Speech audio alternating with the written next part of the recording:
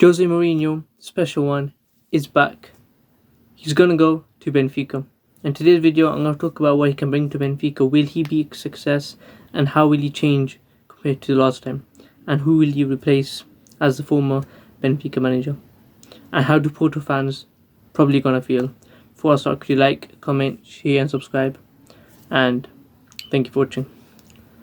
So let's start off with what's happened.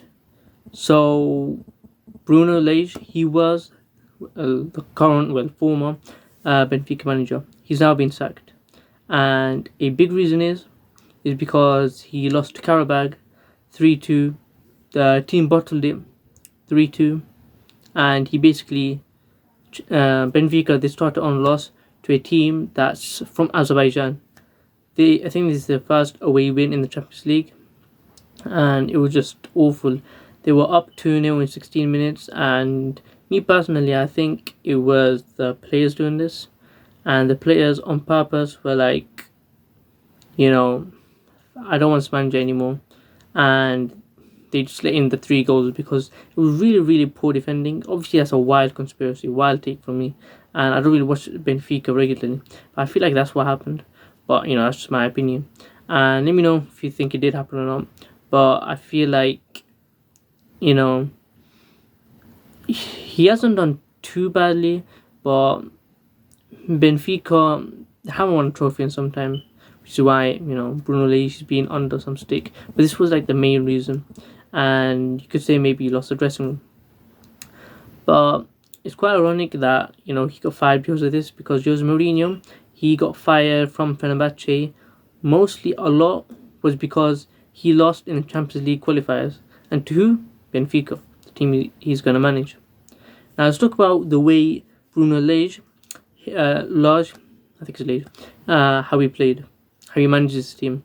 Well, if you thought you've recognized his name before, the reason you do is because he's a former Wolves manager. He also managed Botafogo as well. But as a Benfica manager, how he plays, he regularly, nearly all the time, he goes to a 4-3-3 formation, and sometimes he goes for a quite high press formation to try to get the ball back, and that will get some time for the players to get used to. As you probably can see from Nottingham Forest, they've had to change radically from Nuno's counter-attack formation, extreme back formation, to Ange's all-out attack formation. They had to change radically, and you'll probably see that at Benfica, not too much. But because the thing is, Mourinho is quite flexible with his tactics. People not only think he just defends quite a lot, but this guy, he actually is quite flexible.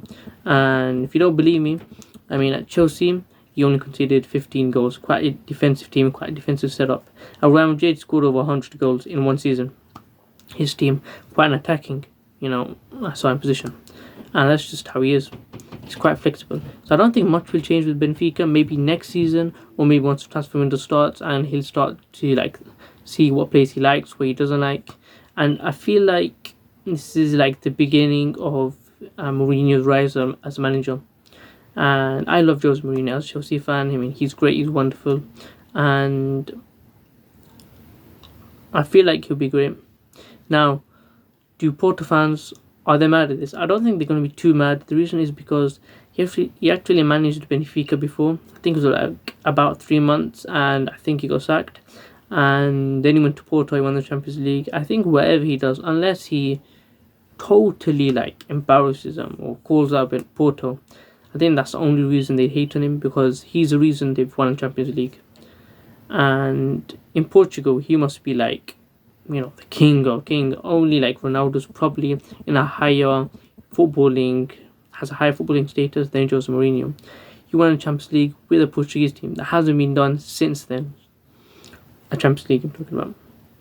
And I don't think Porto fans are going to be too hurt with this.